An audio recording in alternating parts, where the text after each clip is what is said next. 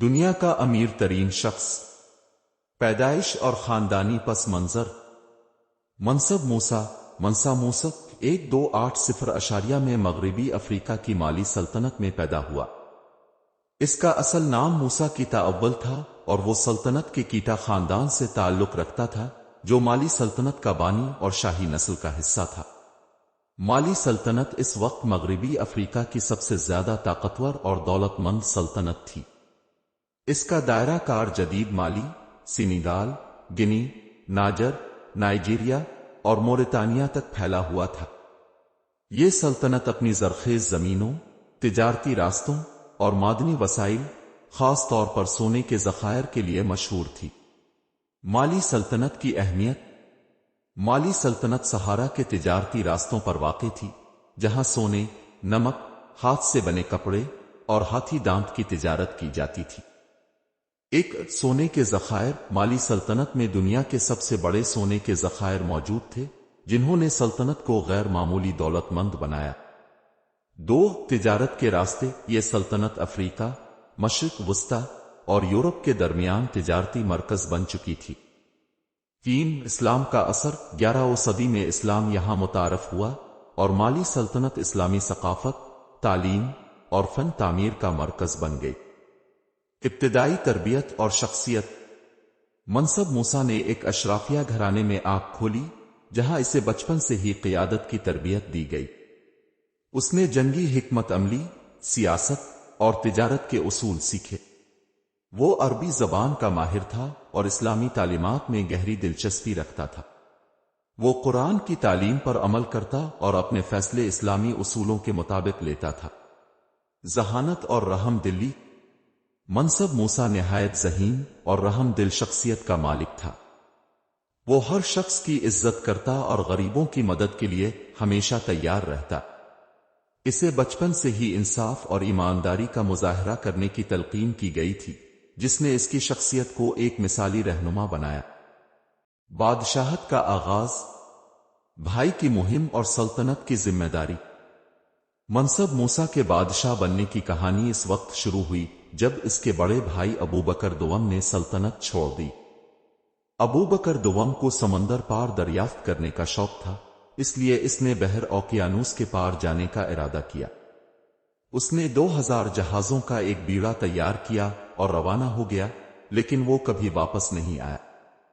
جب ابوبکر سلطنت چھوڑ کر چلا گیا تو 1312 میں منصب موسیٰ کو بادشاہ بنا دیا گیا۔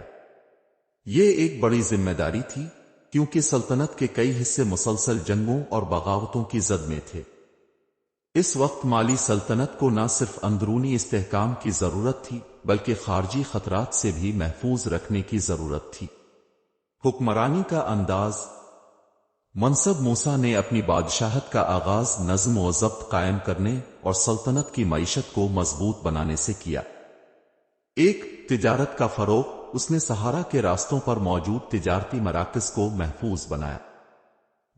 فوج کو منظم کیا، مضبوط اور تربیت یافتہ فوج تیار کی تاکہ سرحدوں کا دفاع کیا جا سکے۔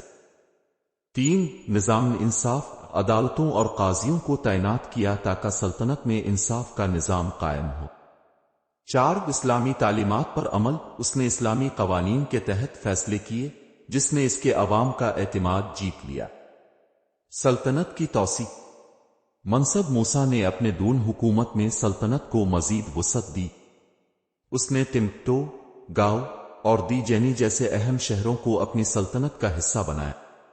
وہ شمال کی طرف بڑھا اور صحارا کے تجارتی راستے فتح کیے، جس نے مالی سلطنت کو افریقہ کی سب سے بڑی سلطنت بنا دیا۔ معاشی ترقی۔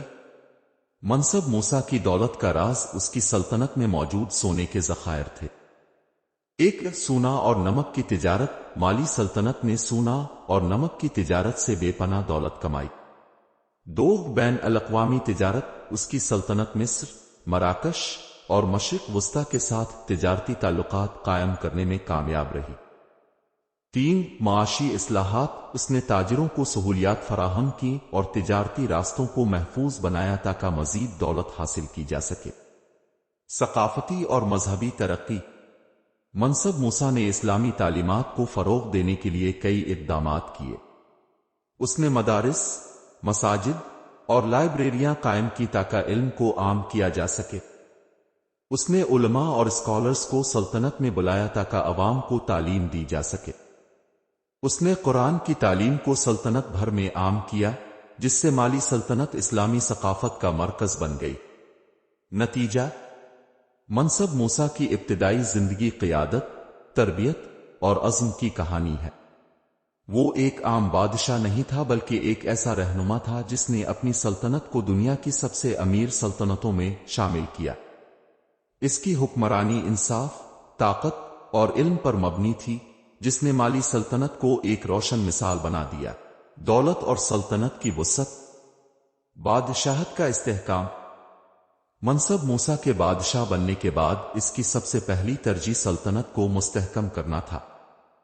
1312 میں جب وہ تخت نشین ہوا، مالی سلطنت پہلے ہی ایک طاقتور ریاست تھی، لیکن اندرونی استحکام اور معاشی ترقی کے لحاظ سے اسے مزید کام کرنے کی ضرورت تھی۔ معاشی خوشحالی کا آغاز۔ مالی سلطنت کی اصل دولت اس کے سونے اور نمک کے ذخائر تھے۔ ایک سونے کی کانیں، سلطنت میں دنیا کے سب سے بڑے سونے کے ذخائر موجود تھے، خاص طور پر بامبوک اور گالا علاقوں میں۔ 2 نمک کی کانیں، سلطنت کے شمالی حصے میں نمک کی کانیں موجود تھیں، جنہیں سفید سونا کہا جاتا تھا۔ 3 بین الاقوامی تجارت۔ مالی سلطنت کا سونا، نمک اور غلام سہارا کے راستوں سے شمالی افریقہ، مصر اور مشرق وسطی میں فروخت کیے جاتے تھے۔ تجارتی راستے۔ منصب موسیٰ نے سلطنت کے تجارتی راستوں کو محفوظ بنانے کے لیے قلعے اور چوکیاں بنوائیں۔ اس نے قافلوں کے لیے سیکیورٹی فراہم کی تاکہ تاجروں کو ڈاکوؤں سے بچایا جا سکے۔ اس نے مصر، مراکش اور مشرق وسطی کے ساتھ مضبوط تجارتی تعلقات قائم کیے، جس سے سلطنت مزید خوشحال ہو گئی۔ ٹمبکٹو اور ایک علمی مرکز۔ منصب موسیٰ نے ٹمبکٹو کو نہ صرف تجارتی بلکہ تعلیمی مرکز کے طور پر بھی فروغ دیا۔ یہاں دنیا بھر سے اسکالرز، تاجروں اور سائنسدانوں نے آنا شروع کیا۔ ٹمبکٹو میں یونیورسٹیاں، مدرسے اور کتب خانے قائم کیے گئے، جنہوں نے اسے علم و دانش کا مرکز بنا دیا۔ ثقافتی ترقی۔ ایک فن تعمیر۔ منصب موسیٰ نے اسلامی فن تعمیر کو فروغ دیا۔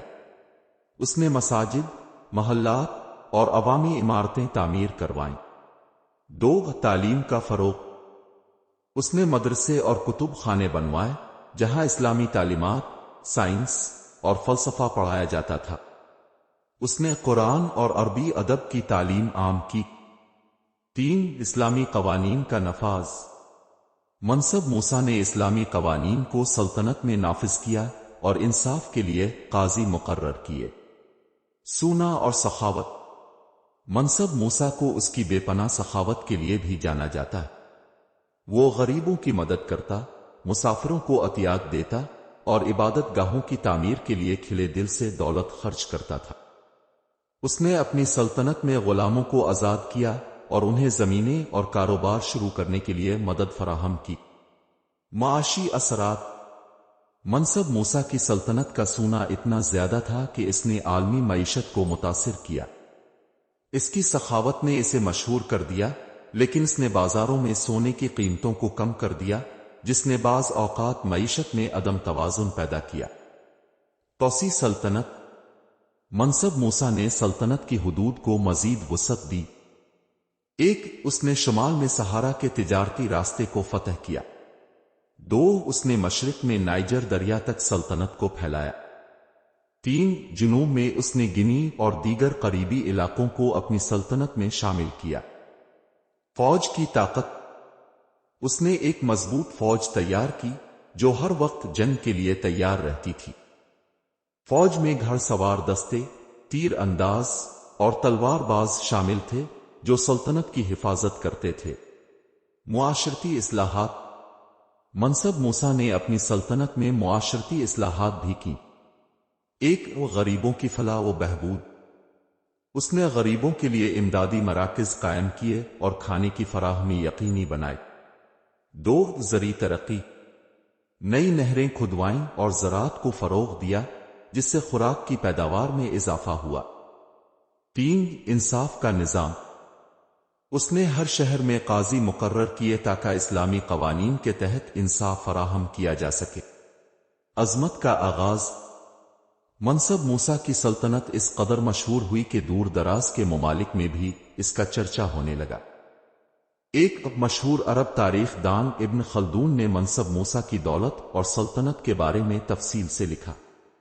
2 یورپ کے نقشوں میں مالی سلطنت اور منصب موسیٰ کی دولت کا ذکر کیا گیا، جس نے اسے دنیا کے امیر ترین شخص کے طور پر نمایاں کیا۔ 3 یونانی اور رومی تاجروں نے بھی اس کی دولت اور تجارتی مہارت کا ذکر کیا۔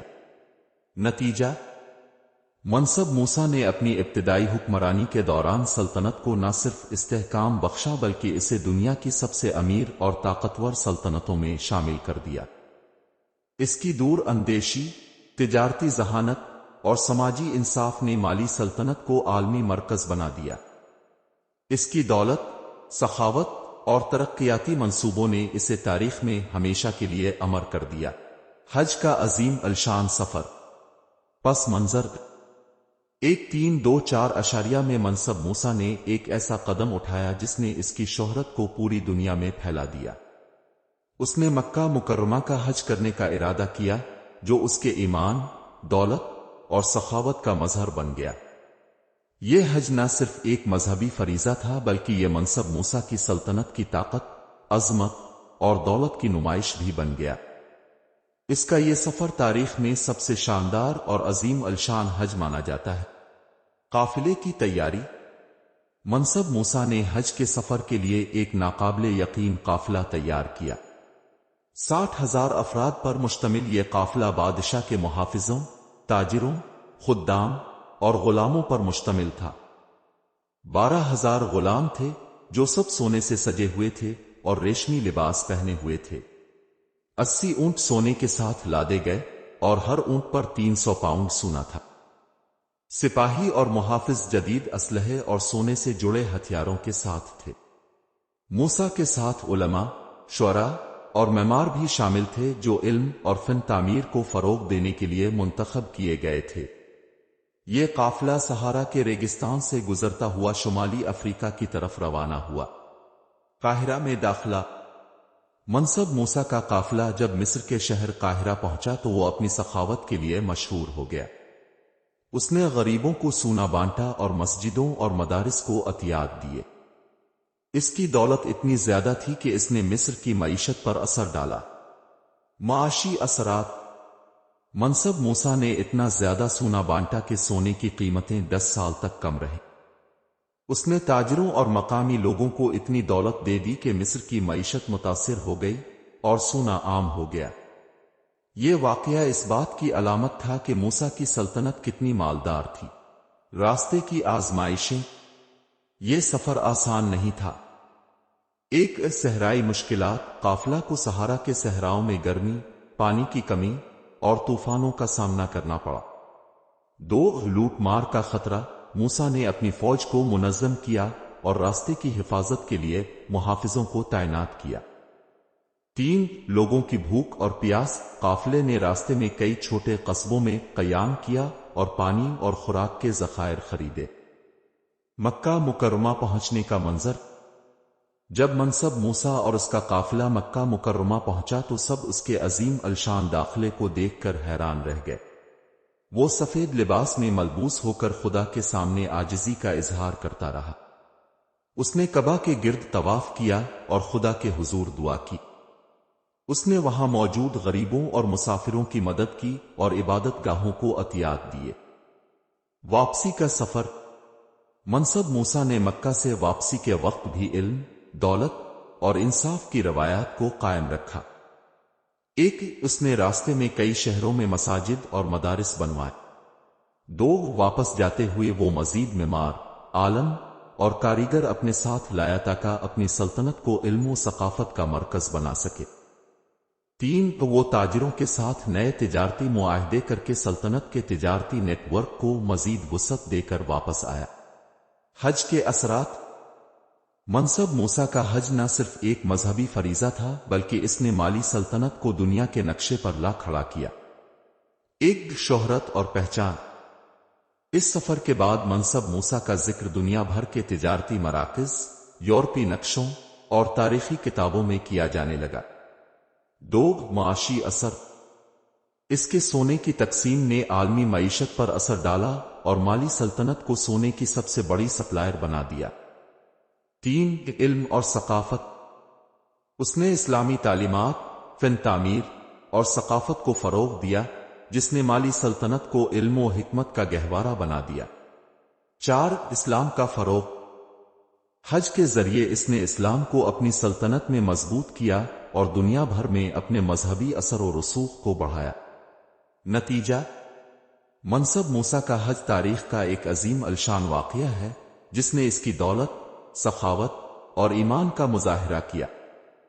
یہ سفر نہ صرف اس کے مذہبی عقیدے کا اظہار تھا، بلکہ اس نے مالی سلطنت کو دنیا بھر میں مشہور کیا۔ آج بھی اسے دنیا کے سب سے امیر اور سخی بادشاہوں میں شمار کیا جاتا ہے۔ تعلیم، ثقافت اور تعمیرات کا سنہری دور۔ واپسی کا سفر۔ مکہ مکرمہ کے حج سے واپسی کے بعد منصب موسیٰ ایک نئے ویژن کے ساتھ مالی سلطنت لوٹا۔ اس نے راستے میں علماء، معماروں اور کاریگروں کو اپنے ساتھ لایا تاکہ سلطنت کو علم اور ثقافت کا مرکز بنایا جا سکے۔ اس کی واپسی کے بعد مالی سلطنت میں ایک نئے دور کا آغاز ہوا، جس میں تعلیم، فن اور تعمیرات کو بے مثال فروغ ملا۔ ٹمبکٹو، علم و دانش کا گہوارہ۔ منصب موسیٰ نے ٹمبکٹو کو علم اور ثقافت کا مرکز بنانے کا عزم کیا۔ ایک مدارس اور کتب خانے۔ اس نے سینکڑوں مدرسے اور لائبریریاں قائم کی، جہاں ہزاروں کتابیں رکھی گئیں۔ اس نے اساتذہ اور علماء کو دعوت دی تاکہ وہ علم پھیلائیں۔ دو سینکورو یونیورسٹی۔ منصب موسیٰ نے سینکورو یونیورسٹی قائم کی، جو دنیا بھر میں علم کا مرکز بن گئی۔ یہاں اسلامی تعلیمات، فلسفہ، سائنس، ریاضی اور ادب پڑھایا جاتا تھا۔ اس یونیورسٹی نے طلباء اور علماء کو دور دور سے کھینچا، جن میں عرب، مصری اور شمالی افریقی دانشور شامل تھے۔ فن تعمیر کا عروج۔ منصب موسیٰ نے معماروں کو مراکش اور اندلس، اسپین سے بلوایا تاکہ عظیم الشان عمارتیں بنوائی جا سکیں۔ جنگیبر مسجد۔ اس نے مشہور جنگیبر مسجد تعمیر کروائی، جو آج بھی مغربی افریقہ کی تاریخ اور فن کا شاہکار مانی جاتی ہے۔ یہ مسجد مٹی، لکڑی اور پتھر کے ملاپ سے بنائی گئی، جس میں اسلامی فن تعمیر کے خوبصورت نمونے شامل تھے۔ محلات اور بازار۔ اس نے محلوں، بازاروں اور عوامی عمارتوں کو جدید بنایا تاکہ تجارت اور روزمرہ کی زندگی کو آسان بنایا جا سکے۔ علم اور ثقافت کا فروغ۔ ایک کتب خانوں کی تعمیر۔ منصب موسیٰ نے کتب خانوں میں نایاب کتابیں رکھوائیں، جن میں اسلامی فقہ، فلسفہ اور سائنسی کتابیں شامل تھیں۔ دو تعلیمی اصلاحات۔ اس نے علماء کو مالی امداد دی تاکہ وہ مزید تحقیق کر سکیں۔ طلباء کے لیے اسکالرشپ قائم کی گئی تاکہ غریب بچوں کو تعلیم دی جا سکے۔ تین بین الاقوامی علمی تعلقات۔ منصب موسیٰ نے دیگر سلطنتوں کے اسکالرز کو دعوت دی تاکہ وہ مالی سلطنت میں یا کر تعلیم دیں اور تحقیقی کام کرے۔ معاشرتی ترقی اور انصاف۔ ایک عدل کا نظام۔ منصب موسیٰ نے ہر علاقے میں قاضی مقرر کیے تاکہ عوام کو فوری انصاف فراہم کیا جا سکے۔ عدالتوں کو اسلامی قوانین کے تحت چلایا گیا، جہاں غریبوں اور مظلوموں کی فریادیں سنی جاتی تھیں۔ دو فلاحی منصوبے۔ اس نے غریبوں کے لیے خیراتی ادارے بنوائے، جہاں کھانے، کپڑوں اور رہائش کا انتظام کیا گیا۔ غلاموں کو آزاد کرنے کے لیے خصوصی اصلاحات کیں اور انہیں زمینیں عطا کیں۔ تین زرعی اصلاحات۔ زراعت کے فروغ کے لیے نہریں کھدوائیں اور کسانوں کو بیج اور اوزار فراہم کیے۔ بازاروں میں کسانوں کو سستے داموں جگہیں فراہم کی تاکہ وہ اپنی پیداوار فروخت کر سکیں۔ تجارت اور معیشت کا استحکام۔ منصب موسیٰ نے تجارت کو بڑھانے کے لیے نئے معاہدے کیے۔ ایک تجارتی راستے۔ اس نے صحارا کے راستوں کو محفوظ بنایا اور تجارتی قافلوں کی حفاظت کے لیے فوج تعینات کی۔ دو بین الاقوامی تجارت۔ مالی سلطنت سونا، نمک اور غلاموں کی تجارت میں سب سے آگے رہی، جس نے معیشت کو مزید تقویت بخشی۔ 3 سونے کے سکے۔ اس نے ایک خاص سکے جاری کیے جو سونے سے بنے ہوئے تھے اور سلطنت میں ایک معیاری کرنسی بنے۔ ثقافتی اور مذہبی ورثہ۔ ایک اسلام کا فروغ۔ منصب موسیٰ نے اسلام کو سلطنت میں مزید مضبوط کیا اور مذہبی تعلیمات کو عام کیا۔ مساجد اور مدارس میں قرآن کی تعلیم دی گئی۔ 2 ثقافتی میلے اور اجتماعات۔ اس نے ثقافتی میلوں اور مذہبی اجتماعات کو فروغ دیا جنہوں نے عوام میں اتحاد پیدا کیا۔ بین الاقوامی شہرت۔ اس کے حج کے بعد اس کا نام دنیا کے نقشوں اور تاریخی کتابوں میں درج ہو گیا۔ یورپی نقشہ سازوں نے مالی سلطنت کو سونے کی سرزمین کے طور پر دکھایا، جس سے دنیا بھر میں اس کی شہرت مزید بڑھ گئی۔ اس کی دولت کا چرچا شمالی افریقہ، عرب دنیا اور یورپ تک پہنچا اور اسے سب سے امیر ترین بادشاہ مانا گیا۔ نتیجہ، منصب موسیٰ نے نہ صرف مالی سلطنت کو سونے کی سلطنت کے طور پر مشہور کیا بلکہ اسے علم، ثقافت اور فن تعمیر کا مرکز بھی بنایا۔ اس نے اپنے دور میں انصاف، ترقی اور علم کو فروغ دے کر تاریخ میں ایک منفرد مقام حاصل کیا۔ اس کی حکمرانی آج بھی قیادت، سخاوت اور ترقی کے لیے ایک مثال سمجھی جاتی ہے۔ آخری دن اور وراثت کا آغاز۔ آخری دور حکومت۔ منصب موسیٰ نے اپنی زندگی کا اختتام ایک کامیاب حکمران کے طور پر کیا جس نے مالی سلطنت کو دنیا کے نقشے پر نمایاں کیا۔ اس نے سلطنت کو ایک عظیم الشان ثقافتی، تعلیمی اور تجارتی مرکز میں تبدیل کیا۔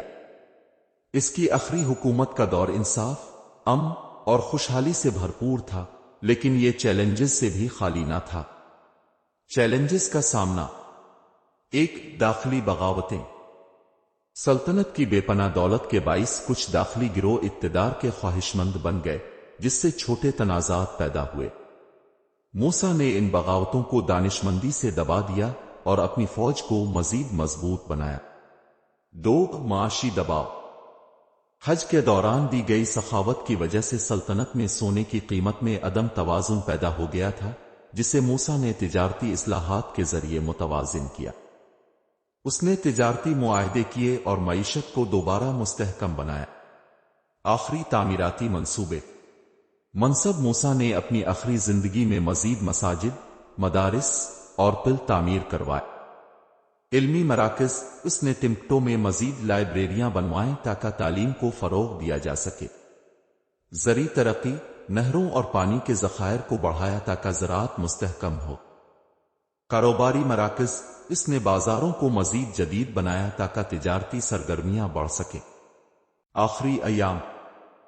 منصب موسیٰ نے اپنی بڑھتی ہوئی عمر کو دیکھتے ہوئے سلطنت کے استحکام پر توجہ دی اور اپنے بیٹے کو تخت کے لیے تیار کیا۔ اس نے اپنے جانشین کو یہ نصیحت کی، حکومت طاقت سے نہیں بلکہ انصاف اور خدمت سے قائم رہتی ہے۔ 1337 میں منصب موسیٰ نے اپنی آخری سانسیں اپنے محل کے باغ میں لیں، جہاں وہ ہمیشہ کی طرح ایک نقشے کے سامنے بیٹھا مستقبل کی منصوبہ بندی کر رہا تھا۔ شاہی جنازہ۔ اس کی موت پر پوری سلطنت نے سوگ منایا۔ لوگ سڑکوں پر نکل آئے اور اس کی عظمت کو خراج تحسین پیش کیا۔ اس کے مقبرے کو ایک شاندار عمارت میں تبدیل کیا گیا جہاں لوگ اس کی یاد میں دعائیں کرتے تھے۔ وراثت۔ ایک ثقافتی اثر۔ منصب موسیٰ کی تعمیر کردہ عمارتیں آج بھی مغربی افریقہ میں تاریخی ورثے کے طور پر موجود ہیں۔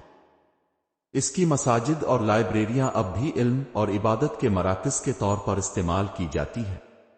2 تعلیمی ورثہ۔ ٹمبکٹو کو علم اور تحقیق کا مرکز بنا کر اس نے ایک مثال قائم کی جو صدیوں تک باقی رہی۔ اس نے دنیا کو دکھایا کہ دولت کا اصل استعمال علم اور فلاح و بہبود میں ہوتا ہے۔ 3 معاشی اثرات۔ اس کی سلطنت نے تجارت اور معیشت کے شعبے میں انقلابی تبدیلیاں کی جو اس کے بعد بھی جاری رہے۔ اس نے عالمی تجارت کو سونے اور نمک کے ذریعے متاثر کیا، جس نے مالی سلطنت کو عالمی طاقت بنا دیا۔ 4 عالمی شہرت۔ یورپ کے نقشوں میں اسے سونے کا بادشاہ کہا گیا اور اس کی دولت اور سخاوت کی کہانیاں آج بھی تاریخ کا حصہ ہیں۔ مشہور مورخ ابن خلدون اور یورپی تاجروں نے اس کی عظمت کو اپنی تحریروں میں محفوظ کیا۔ نتیجہ، منصب موسیٰ کی کہانی ایک ایسے حکمران کی داستان ہے جس نے دولت کو صرف طاقت کے لیے استعمال نہیں کیا بلکہ اسے علم، انصاف اور ترقی کے لیے وقف کیا۔ وہ نہ صرف دنیا کا امیر ترین شخص تھا بلکہ ایک ایسا بادشاہ بھی تھا جس نے اپنے عوام کی فلاح و بہبود کو ترجیح دی۔ اس نے دنیا کو یہ سکھایا کہ عظیم حکمرانی کا راز دولت کے ساتھ ساتھ علم، انصاف اور سخاوت میں پوشیدہ ہے۔